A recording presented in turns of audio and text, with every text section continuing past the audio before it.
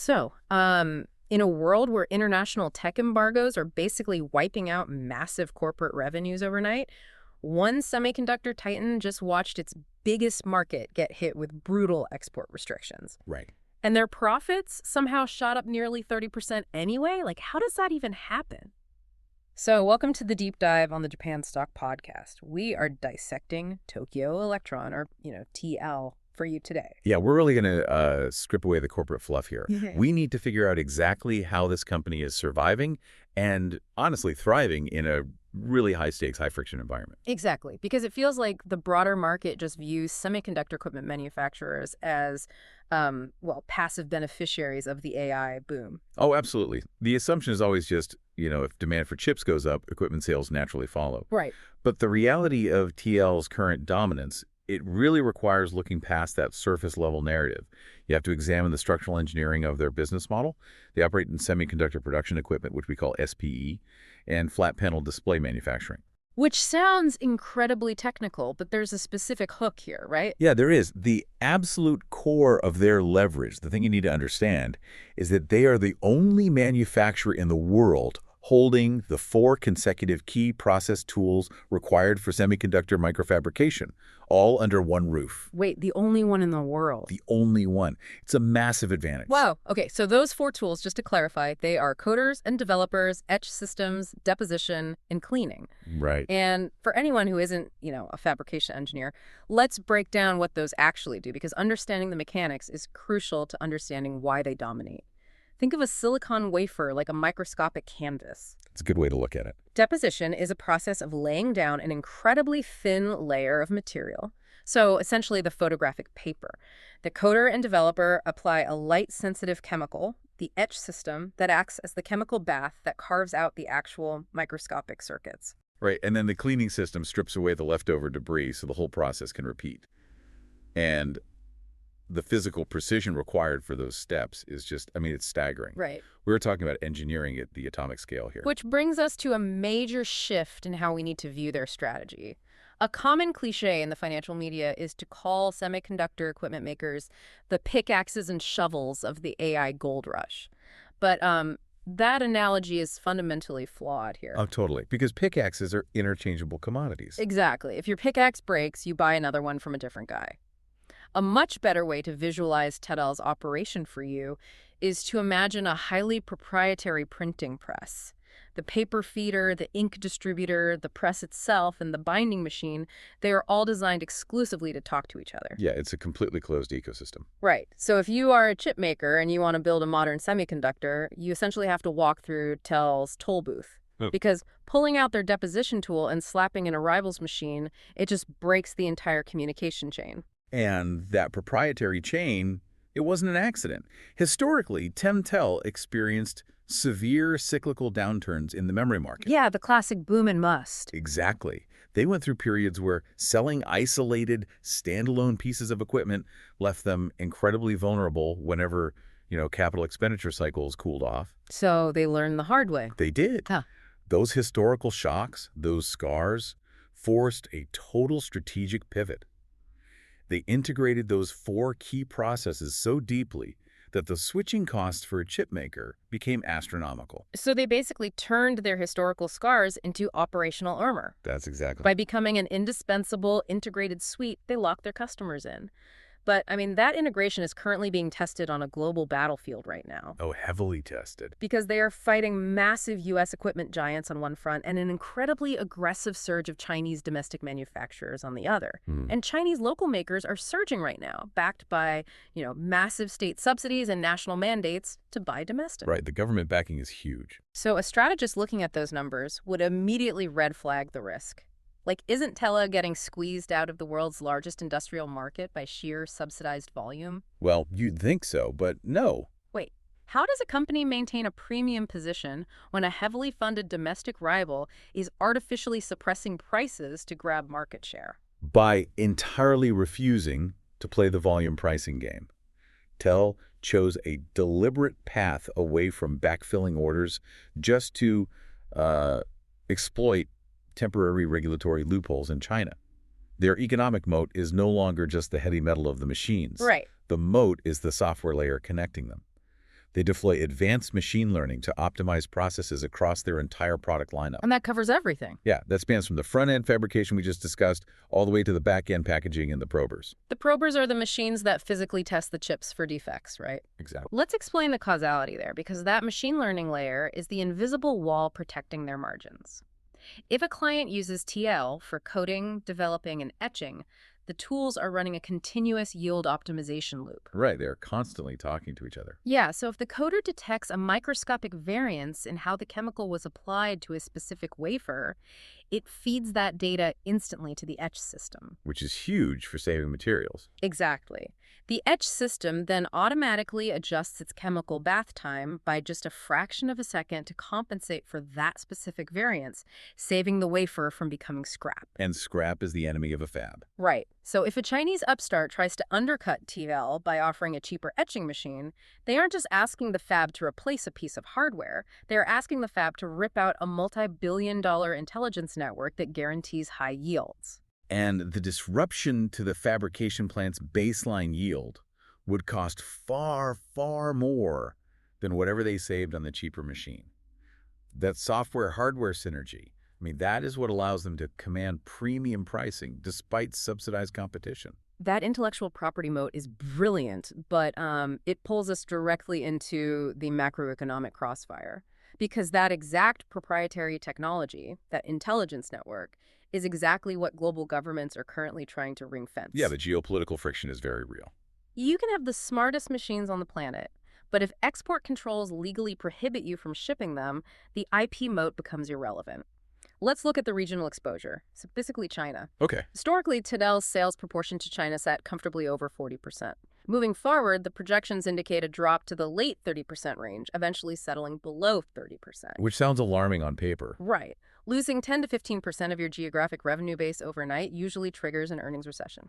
Yeah, but the regional revenue percentage is dropping, and yet the gross margins remain completely intact.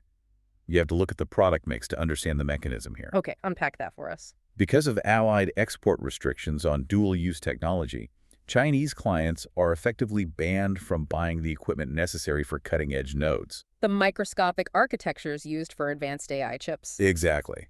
Consequently, the Chinese market has pivoted massively toward mature legacy nodes. Ah, legacy nodes. Just to clarify for you guys listening, those are the larger, older chip architectures used in electric vehicles, basic consumer electronics, the Internet of Things. So the chips that don't run large language models, but basically run everything else in your house. Yes, precisely.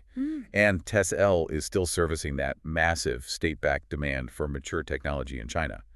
The hidden advantage here is that legacy node equipment requires significantly less ongoing R&D expenditure to support. Yeah, it's highly profitable, steady-state technology. At the same time, TL offsets the percentage drop in China by selling their bleeding-edge, highly complex next-generation systems to North America, Europe, and domestic Japanese markets. The markets that are frantically scaling up AI infrastructure. Exactly. So the restriction actually bifurcated their business into two highly profitable streams. You have massive volume with low R&D drag in China and premium price bleeding edge tech elsewhere. It's a remarkably resilient setup. That covers the Chinese dynamic, but the United States presents a totally different friction point. The December 2024 U.S. export regulations tightened the net considerably, and there's also the persistent Trump effect, the overarching threat of sudden tariffs, unpredictable trade policies, and supply chain decoupling. Yeah, the market perpetually attempts to price in those U.S. regulatory risks as surprise headwinds. But the internal strategy at TETL operates on a much longer time horizon. Wait, really? So they weren't blindsided? Not at all. The actual impact on their bottom line from the December 2024 regulations was negligible. Their strategic forecasting models had already baked the tightening geopolitical realities into their product roadmap years in advance. That is wild. Yeah, they adjusted their supply chains and regional sales targets long before the regulatory ink even dried. Wow. That level of preemptive insulation is rare. But look, let's stress test this structure. Let's simulate a massive macroeconomic shock outside of just trade law. Okay, lay it on me. What if the Strait of Hormuz is blockaded tomorrow, creating a massive energy and logistics crisis?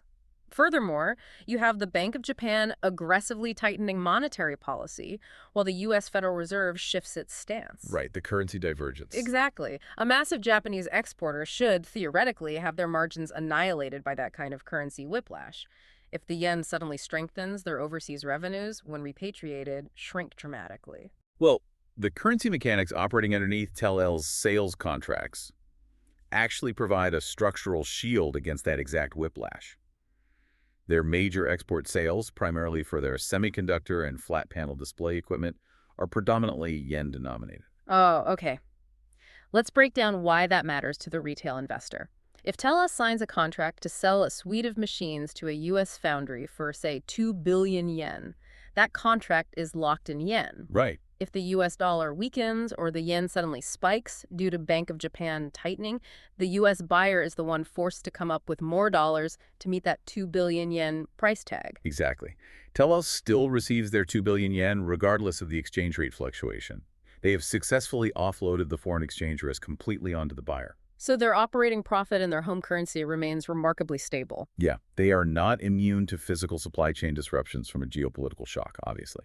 But on the currency front, their earnings are structurally protected from the volatility of central bank policy divergence. Okay, so we've established the IP moat, the geopolitical pivot, and the currency shield. Let's open the door to the engine room and look at the financial causal chain. Let's do it. Because the numbers from the latest Q4 FY 2026 report, this was released on April 30, 2026, they demand a deep analysis. Sales hit 711.8 billion yen for the quarter. Yeah, the scale is massive. That is a 28.9% year-over-year increase, and it's up 8.6% just from the previous quarter. Operating income surged to 205.6 billion yen, which brings their operating margin back up to 28.9%. The sheer scale of that revenue growth is driven primarily by the AI infrastructure build-out. Yeah, and from a market strategy perspective, the reaction to those numbers wasn't just about beating estimates. I mean, adding nearly 30% more revenue in a single quarter for a company of this magnitude, it's the equivalent of suddenly bolting an entire mature mid-cap technology company onto your balance sheet in just a 12-month period. It's unbelievable growth. It proved to the street that Tel-El isn't just riding a cyclical wave, right? They are acting as a structural compounder. Absolutely. So what is the underlying driver? The underlying driver of that compounding is the intense demand for AI servers, which requires massive volumes of DRAM, so dynamic random access memory, and leading-edge logic chips. The brains and the short-term memory of the AI data centers. Exactly. Fabricating them requires Tel's most advanced, highest margin deposition and etch tools. Now, the broader memory market isn't universally booming, we should note. Right, NAND is struggling. Yeah, the NAND memory sector, which handles long-term storage, has remained soft due to sluggish consumer demand in the PC and smartphone markets. But the capital expenditure pouring into DRAM and logic from the hyperscalers is more than compensating for that NAND drag. Okay, so that covers the capital equipment sales. But there is a secondary profit engine here that often gets buried in the footnotes, and we really need to spend some time dissecting it, because this is what directly supercharges their earnings per share and their return on equity. Let's talk about the field solutions business. Yes. The Field Solutions segment encompasses parts, maintenance, and software upgrades for their existing equipment. Right. To understand the financial gravity of this, look at the aviation industry. Jet engine manufacturers often sell the physical engine at a relatively tight margin, knowing they will make billions over the next 3 decades on mandatory maintenance and replacement parts. The ultimate razor and blade model. Exactly. Tel-El is deploying this exact model inside the semiconductor fabrication plants. They are currently adding between 4,000 and 6,000 new tools to the global install base every single year. And those tools are not sitting idle. I mean, global fab utilization rates are running relentlessly high as foundries scramble to print AI chips. Yeah, a modern coder or deposition machine is a multi-million-dollar piece of equipment running 24 hours a day, 7 days a week. It operates at atomic-level precision with highly corrosive chemicals and extreme temperatures. The physical wear and tear is immense. Yeah, immense. When a machine like that goes offline, the fab loses millions of dollars a day in ruined silicon and missed production quotas. Therefore, chipmakers gladly pay massive, recurring premiums for TEL's field solutions to guarantee uptime. It's an insurance policy for them. Right. And in a single quarter, this segment generated over 160 billion yen. That is highly predictable, ultra-high margin annuity revenue that compounds every single time they sell a new machine. And the compounding nature of that field solutions revenue creates a massive cash flow generation machine, which logically introduces the next critical variable when we assess their long-term viability. capital allocation. Because they are swimming in cash. They are. And management is currently directing vast sums of that cash flow into research and development and physical capital expenditure. The scale of their footprint expansion is highly aggressive. Where are they building? In Miyagi, they are targeting a capacity expansion of 1.8 times by fiscal year 2029, with an ultimate goal of tripling current capacity. Concurrently, they are targeting a four-fold increase in labor productivity in those new facilities, alongside heavy expansions in Kyushu. Okay, so whenever a cyclical technology company gets a massive windfall of cash and immediately starts pouring concrete for giant new campuses, a strategist has to play the skeptic. Naturally.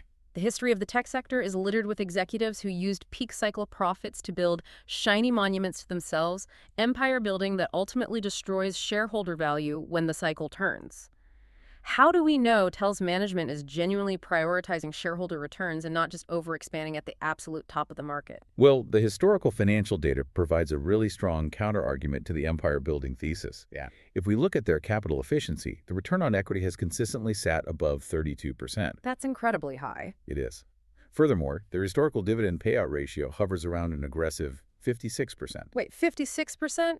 Yeah, they are returning more than half their profits directly to shareholders while simultaneously funding this massive expansion. The investments in Miyagi and Kyushu are not vanity projects. They are a mathematical necessity for the upcoming technical transition. The technical transition, meaning the shift to the next generation of sub-nanometer chip architectures. Correct.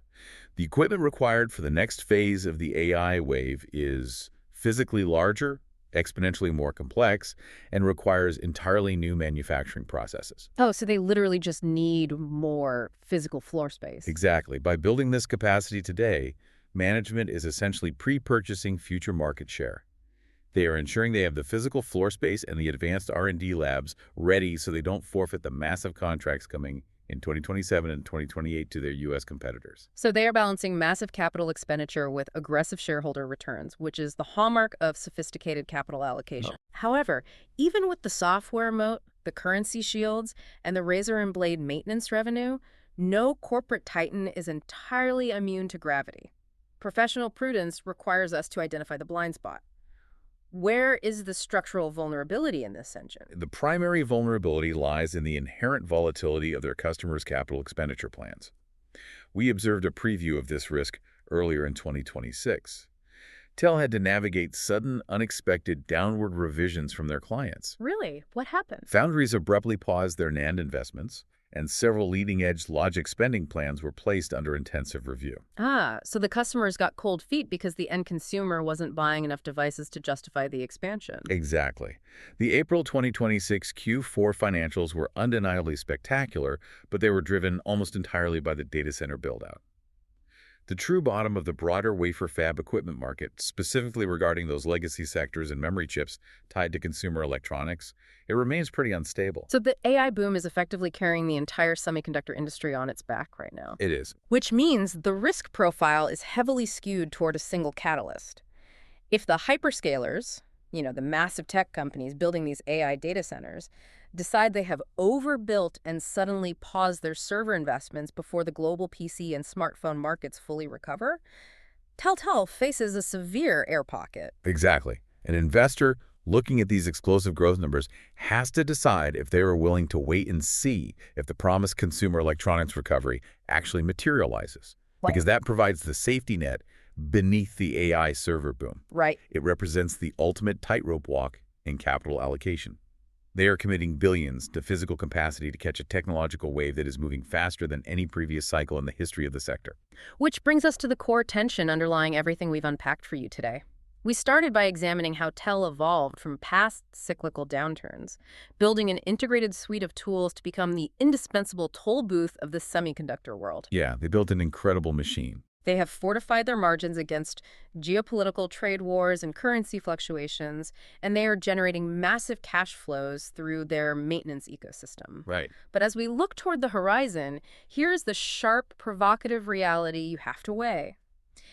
If the AI hardware supercycle cools off faster than expected over the next 3 years, can a company that has aggressively bolted its future to massive physical capacity expansion pivot fast enough to protect its bottom line? It's the multi-billion-dollar question. It really is. Keep questioning the mechanics behind the numbers and keep analyzing the structural reality beneath the corporate narratives. Thank you for joining us on this deep dive. We'll see you next time on the Japan Stock Podcast.